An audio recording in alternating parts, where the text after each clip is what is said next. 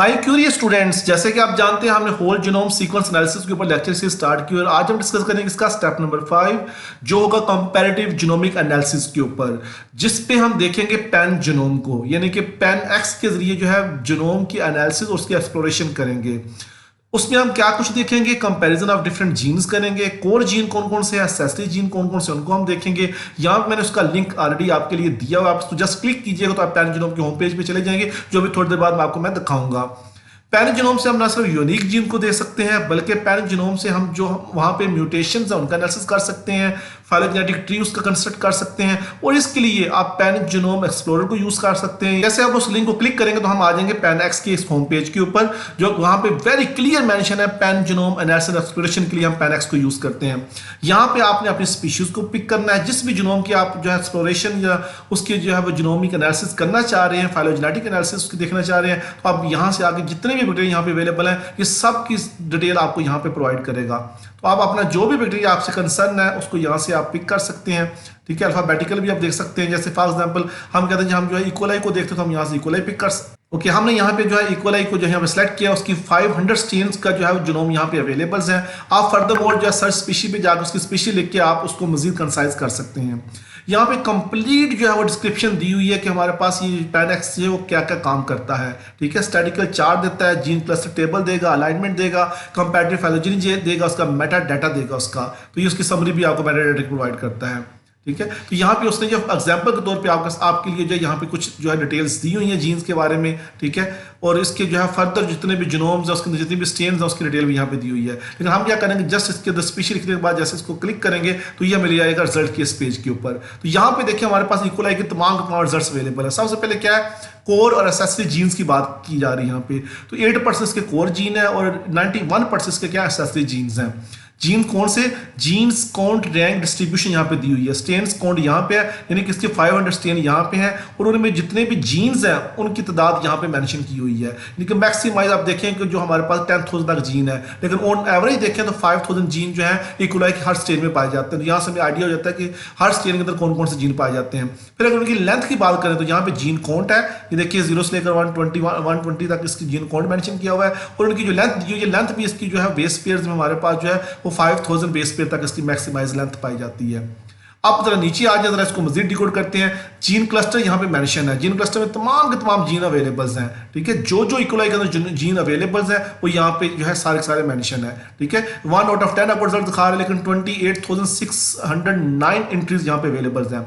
उससे आप गैस करेंगे 5,000 के रोड इसके जीन्स होंगे। ना सिर्फ जीन का यहाँ पे नेम अवेलेबल है, नोटेशंस उसकी अवेलेबल है, आगे ये उसका नाम डिटेल क्या है, और स्ट्रेन्स का डिटेल दी कितनी स्ट्रेन के अंदर अवेलेबल है, क्या वो डुप्लीकेट हुआ यस और नो, यानी कि 2 बार जीन पाया जा रहा है जीनोम में, यानी वो भी यहाँ पे मेंशन है।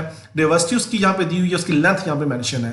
ठीक है, तो आप किसी भी जीन को जब सेलेक्ट करेंगे, ठीक है, फॉर एग्जाम्पल मैं इस जीन को अगर सेलेक्ट करता हूँ, यानी कि हमारे पास जो ट्रांसफ्रेज को मैंने सेलेक्ट किया, तो देखिए उसके यहाँ पे सारी डुप्लीकेशन दे देगा, उसकी डाइवर्सिटी दे देगा। जिस भी जीन के ऊपर आप क्लिक करेंगे उसके जहाँ पे कंसेंसस सीक्वेंसेस उसके अवेलेबल है, जिन स्ट्रेन्स के अंदर अवेलेबल है और जिस पोजीशन पे अवेलेबल है, यानी कि 22 पे अवेलेबल है, फॉर एग्जांपल यहाँ पे 48 पे अवेलेबल है, और सारी डिटेल आपको यहाँ पे दे देगा, और यहाँ पे स्ट्रेन्स की आईडी भी दे देगा।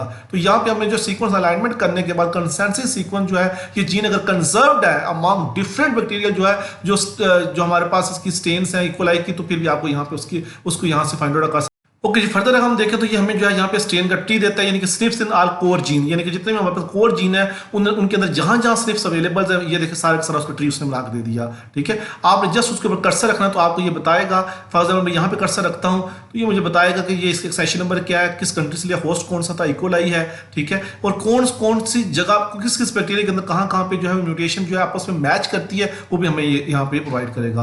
आप इसको क्लिक करके इसको जूम इन भी कर सकते हैं, क्लिक करें इसके ऊपर तो ये आपको जूम इन करके जो है इंडिविजुअल स्ट्रेन्स है उसकी डिटेल भी बताएगा, जिन के अंदर स्निप्स अवेलेबल है, और वो स्निप्स जो है कंजर्व्ड है, और यानी कि उनकी फाइलोजेनी भी यहाँ पे अवेलेबल है, यानी कि इन दोनों स्पीशीज के अंदर सेम स्निप अवेलेबल है, तो इसलिए दोनों ट्री के साथ साथ आ रहे हैं। ठीक है, फिर वो स्निप्स कहाँ पे अवेलेबल, आप इस साइड पे आ जाए तो यहाँ पे देखें आपको जो स्निप्स की डिटेल बताएगा, उसकी जीन आईडी बताएगा, न्यूक्लियोटाइड की म्यूटेशन बताएगा, अमीनो एसिड की म्यूटेशन बताएगा, यानी कि ईच एंड एवरीथिंग यहाँ पे अवेलेबल है। यानी कहने का मतलब यहाँ पे फॉर एग्जाम्पल यहाँ पे देखें तो C917T यानी कि साइटोसिन जो है 917 पोजीशन पे टायरोसिन के साथ चेंज हो रहा है, इसलिए बाकी सारी म्यूटेशन भी यहाँ पे दी हुई है। तो ये ट्री की मदद से हम देख सकते हैं फाइलोजेनेटिक एनालिसिस के जरिए भी कि हमारी स्निप्स कहाँ कहाँ अवेलेबल है तमाम जीनोम स्पीशीज के अंदर।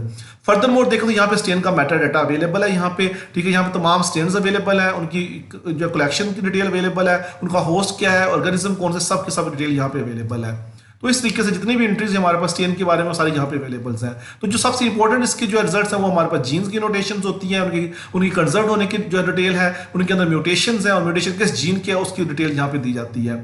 फर्दर मोर अगर आप इसकी जो है पाइपलाइन को देखना चाहें तो यहाँ पे इसकी वेरी क्लियर पाइपलाइन दी हुई है कि कैसे ये काम करता है। तो सारी चीजें यहाँ पे मेंशन है, ये पांचों चीजें हमने यहाँ पे डिस्कस की थी कि ये अलाइनमेंट भी करता है, जीन की फाइलोजेनी भी बताता है, कंजर्व जीन भी बताता है, स्ट्रेन की फाइलोजेनी भी बताता है और क्लस्टर टेबल भी देता है। और ये सारे स्टेप उसने यहाँ पे सारे के सारे नो स्टेप लिखे हुए हैं जो ये सारा काम करता है, ठीक है। ये सारा उसका मेटा डाटा यहाँ पे उसने दिया हुआ है और लॉगरिथम कौन सा यूज हो रहा है। फिर भी अगर आपको कोई कंफ्यूजन है तो आप यहाँ ट्यूटोरियल भी क्लिक कीजिएगा। ट्यूटोरियल में जो है तमाम की तमाम चीजें जो मैंने अभी मेंशन किया आपके सामने, वो सारे सारी डिटेल जो आपको वहाँ पे प्रोवाइड कर देखें। यहाँ पे वो जो सारे जीन्स आ गए, उनका ट्री आ गया, ठीक है, देन कोर जीन उनका ट्री आ गया, देन सो ऑन, यानी कि जो कुछ भी हमारे पास जो है पीछे हमने डिस्कस किया वो सारी चीजें यहाँ पे आ जाती हैं। हम इस पॉइंट पर जरूर पहुंचो, अगर आपने किसी भी जीनोम के कंप्लीट एनालिसिस करने हैं जीन्स के या उसकी एक्सप्लोरेशन करनी है उसको फाइलोजेनी के साथ लिंक करके उसकी स्निप्स की, तो 10x से बेहतर जो है कोई भी टूल नहीं होगा।